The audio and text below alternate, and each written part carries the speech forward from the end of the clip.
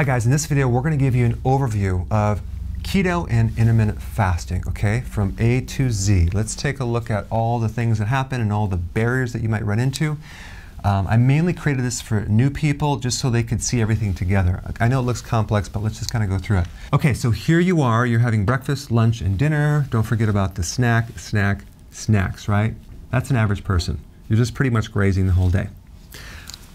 You got belly fat, fatigue, memory problems, lack of focus, you're craving, high blood pressure, anxiety, depression, and diabetes. But other than that, you're doing pretty good. So what is the common denominator of all these? High levels of insulin. Okay, you have insulin resistance, which is causing high levels of insulin. That's what's creating all these symptoms. So these symptoms are the tip of the iceberg. This is the iceberg, okay? So we have to fix this. The way we do it is through keto, because keto is going to lower the carb and it's going to reduce the insulin, all right? Intermittent fasting works because you're going to eat less frequent, not the amount, but less frequent, because every time you eat, you trigger insulin. So the combination works really good to lower insulin. Okay, so you're going to start it, right? Okay, so now between day 1 and day 3, you may go through a little transition period, which you're going to feel some symptoms of low blood sugar, and that would be lightheadedness, hunger, and cravings, maybe a headache.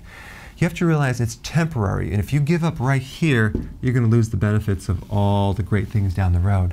So just realize it's going to happen and just hang in there, but you can actually increase potassium and B vitamins to make it even smoother. I recommend electrolyte powder and nutritional yeast tablets. Okay, so for this we're going to do 3 meals only, no snacks, because we're transitioning from sugar to fat. So when you make the transition, you're going to make new cellular machines that run on fat and not sugar anymore, okay? That's keto adaptation. Now, the way to do that is you're going to go from one meal to the next. You're going to have to add some fat to satisfy you so you're not hungry. So the fat is the thing that you need to adjust so you have just the right amount. So it's not too much where you're feeling bloated and right shoulder pain and a headache. And you have just enough to go from this meal to this meal when you're satisfied. Okay, so you're going to play around with that and adjust that. I'm talking like brie cheese, nuts, pecans are good, walnuts are good, eggs are good, avocado is good. Any of those fats are really healthy. And if you were to do a hamburger, for example, which has twice as much fat as protein versus a steak, which has twice as much protein versus fat, you'd be better off with the hamburger because the fat helps you go from one meal to the next, all right? So make sure you have enough greens, whether it's salad or vegetables, because we want to start increasing potassium. Very important. You need 4,700 milligrams of potassium. That's between 7 and 10 cups of salad. That's a nutrient-dense food to allow the hunger to go away because your body's finally going to be satisfied of nutrients, okay? So you're not eating these empty calories. But primarily you're going to get a lot of potassium to really help reverse this insulin resistance problem. Now you may experience constipation, for example, in which you might need to even add more potassium, or it could be the vegetables that you're consuming you're not used to, like kale, for example. If you're having too much kale, that can bind you up. If that's the case, switch the vegetable. But let's say you have keto fatigue and you're tired. That usually means low salt, so add some more sea salt. And by the way, when you're doing a ketogenic diet, you need about 1 teaspoon of sea salt every single day, compared to over here, you need about 1/4 of a teaspoon. Okay, so we need more sea salt, not table salt, to actually prevent fatigue and help your body with the electrolyte sodium and chloride. All right, so we're going to do this for a while. We're going to get used to it. Now we're going to slowly graduate to 2 meals per day. The way we're going to do that is we're going to take our breakfast and we're going to start to push it forward. In other words, when you wake up in the morning, ask yourself, am I hungry? No. Good, go longer. Keep going longer and longer and longer, because if you do this right, you wake up at night, you've been fasting all night, and now you're not hungry in the morning, push it further and further and further until you're at the lunch where you have no more breakfast and you're at 2 meals per day. So that's how we want to graduate slowly, all right? So don't eat if you're not hungry. Now, at this point, a lot of people mention, oh my gosh, I was losing weight on this and I stopped losing weight. You know, what's happening? Well, you don't want to go by your weight. Why?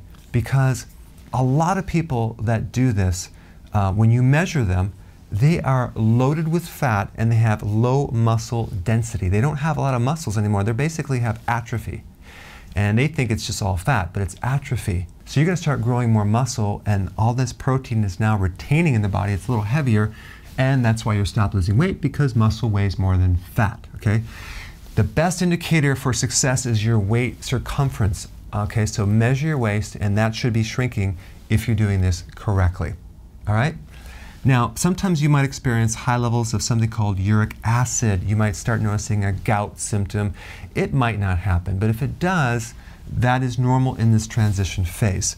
Or you might, if you're susceptible to getting a kidney stone, you might notice a little pain in your lower back. That's because of the higher levels of uric acid. So you just want to make sure that you're consuming enough lemon juice or lemon in your water, or actual lemons, okay? Lemon is a great thing to help flush that out and counter the effects of stones, gout, and this acid. Okay, so I recommend that. And also apple cider vinegar will also help this as well. Tablespoon in some water, drink it with your meals with a lemon, and you're good to go. A couple of things will happen. You might consume food a little too much because you're like going to 2 meals and you're afraid. You're so used to so many meals, you're like, oh my gosh, am I going to be hungry? So you stuff yourself, right?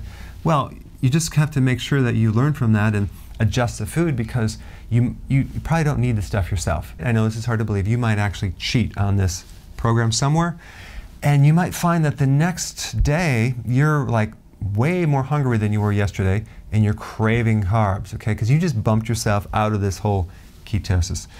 Just stick with the program, get back on the wagon, and continue. But if you consume the wrong foods here, your blood sugar will be off, and the next day you're going to notice like, wow, now I'm like really hungry. That's what that's all about. One thing to note is if you're doing 2 meals, make sure you're not doing low calories. Make sure they're nutrient dense, a little bit more food, so you're actually satisfied. And you're going to do 3 to 6 ounces of protein, unlimited vegetables, and the rest with fat. Now, right about here, your friend calls you and she says, oh, you're doing that keto program? Did you realize that it destroys the thyroid? It's going to make your thyroid slow, right? Well, let me just explain the facts on that. So number one, we're not doing a low-calorie diet. We're eating less, but we're keeping our calories high. The second thing you need to know is that as your body becomes more efficient, the fuel is a more efficient fuel, the need for thyroid hormones are less. So you're not going to need as much thyroid hormones. So if it goes down a little bit, this is completely normal. You're not losing your hair. You're not having other issues. It's totally fine, especially if it's within the normal range. But your thyroid does not have to work as hard when you're doing intermittent fasting in keto, all right?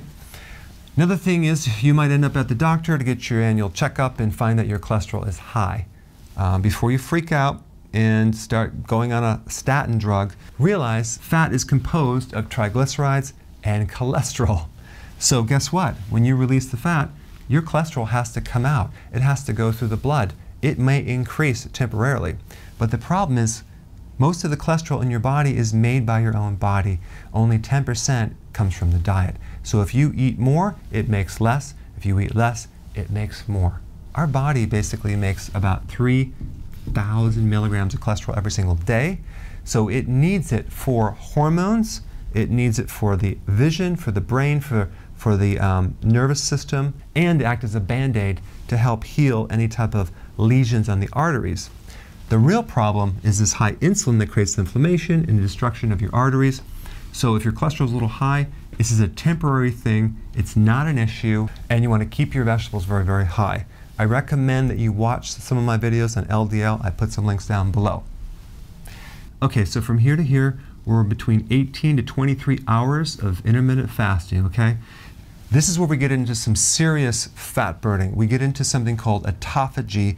Autophagy is a condition where your cells are recycling old and damaged parts. It's cleaning up bacteria, fungus, candida, and mold. So it's like a self-cleaning action. And your skin's going to start looking better. It's going to be neuroprotective of your brain. You're going to actually have better memory, better mood, better cardiovascular function, and you're going to save a lot of money because you're no longer consuming 3 meals a day or 6 meals a day, you're doing 2 or even 1 meal a day. So you'll save between $300 to $600 a month. So you're welcome. So now you can see the big idea and the huge benefits that can occur. These things may not even happen to you, but I want you just to realize if they do, there's a solution. You've got to keep pushing through it until you get over here. All right? Thanks for watching. Hi guys, listen, I want to thank you so much for your wonderful comments. And I want to ask you if you wouldn't mind giving me your review on Google. I put a link down below. I'd really appreciate it. And thank you in advance.